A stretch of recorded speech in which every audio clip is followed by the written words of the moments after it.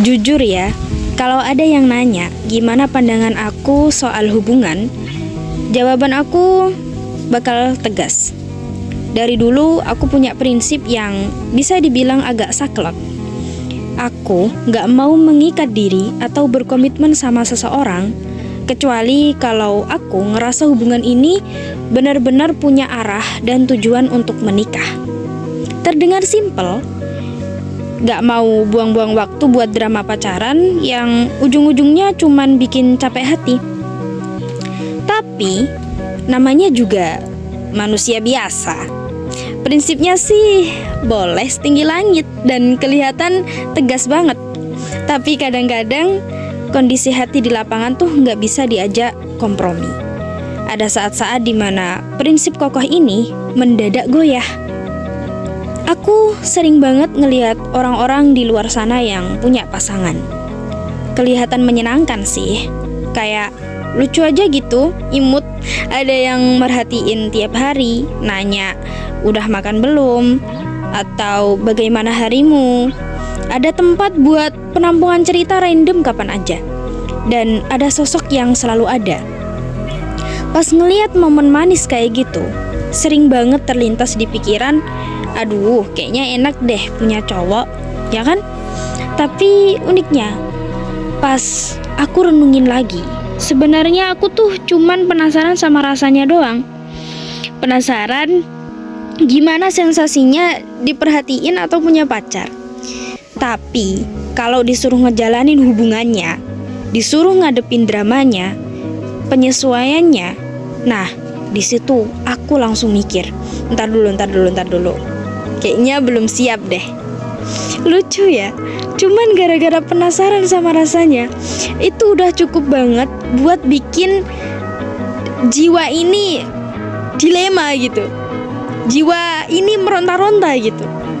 Nah, puncak dari segala ujian imajinasi ini biasanya itu terjadi kalau aku gak sengaja ketemu atau ngobrol sama cowok yang husband material banget. Cowok yang gayanya rapi, wangi, pinter, agak-agak kutu buku, dan yang paling krusial adalah punya emotional intelligence atau kecerdasan emosional yang tinggi. Dia dewasa, tenang, dan tahu cara memperlakukan orang lain dengan baik. Coba, cewek mana yang gak baper atau salah tingkah kalau ngadepin cowok modelan begini? Di momen kayak gitu, hati aku langsung kedip-kedip. Tapi beruntungnya, logika aku masih bekerja dengan sangat cepat buat menampar realita.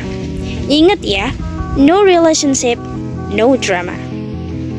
Lagian, ujung-ujungnya pas aku balik ke rutinitas dan hobi aku sendiri, pikiran-pikiran baper itu hilang begitu saja. Aku jadi sibuk banget sampai gak punya waktu buat memikirkan hal-hal halu tersebut gitu. Namun, walaupun prinsip aku saklek dan sering milih buat single, bukan berarti aku menutup diri atau karena trauma. Aku selalu berdoa dan berharap suatu hari nanti, suatu saat nanti, aku bisa dapat suami yang baik, yang bukan cuma jadi pasangan yang cocok buat aku, tapi kelak juga bisa jadi sosok ayah yang luar biasa untuk anak-anak aku. Dan jujur aja nih ya, ini agak geli sih menurut aku. Jadi aku tuh punya, bukan kebiasaan ya, cuman kayak pernah melakukan. Jadi aku bikin scripting manifest buat calon suami aku. Aku nulis kriteria calon suami di note. Bahkan nulisnya tuh pakai gaya bahasa seakan-akan aku lagi ngomong langsung sama dia. Dan pastinya tetap melibatkan Allah gitu. Kayak misal nih ya, ini sekilas aja ya. For the man of my life, semoga kamu di sana selalu diberi kemudahan, kelancaran, dan keberkahan ya dalam setiap langkah kamu. Semangat ya, my future husband. Ya gitu. Agak geli sih, cuman gimana ya? Kalau dibaca ulang itu bikin senyum-senyum sendiri. Ya, itu menurut aku bentuk ikhtiar dan harapan kecil aku yang terselip lewat doa. Bahkan nih ya, aku juga punya teori ngaco, teori sotoy yang suka terlintas di otak aja. Pernah gak sih kayak ngerasa lagi tertarik sama seorang cowok, tapi beberapa hari kemudian rasa tertarik itu mendadak hilang begitu aja tanpa alasan. Pas ngalamin itu, aku suka mikir halu. Jangan-jangan ini gara-gara doa calon suami aku kenceng banget. Seolah-olah calon suami aku lagi berdoa, "Ya Allah, tolong jaga calon istri hamba dari cowok lain." Terus langsung dibikin ilfil deh. Ya ampun, ngayal banget emang. Tapi at the end of the day, aku sadar perasaan kayak gitu tuh wajar banget. Kita kan manusia biasa ya, yang punya rasa sepi dan pengen disayang. Dan yang paling penting adalah gimana kita bisa mengendalikan perasaan itu biar gak kebablasan dan malah bikin kita melanggar prinsip sendiri. Dan fokus utama aku sekarang ya tetap fokus perbaikin diri, ningkatin nilai diri, dan juga ngerapihin mental.